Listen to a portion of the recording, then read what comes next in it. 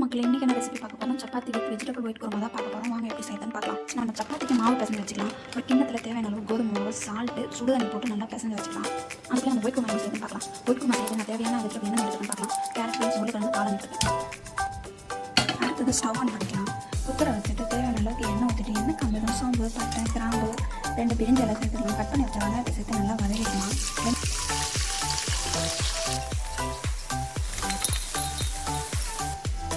வதக்கிட்டு தக்காளி போட்டுக்கலாம். தக்காளி நல்லா வதக்கி கட் பண்ணி வச்ச வெஜிடபிள் எல்லாத்தையும் சேர்த்து நல்லா வதக்கிக்கலாம். தேங்காய் முந்திரி பேஸ்ட் அரைச்சி எடுத்துக்கலாம்.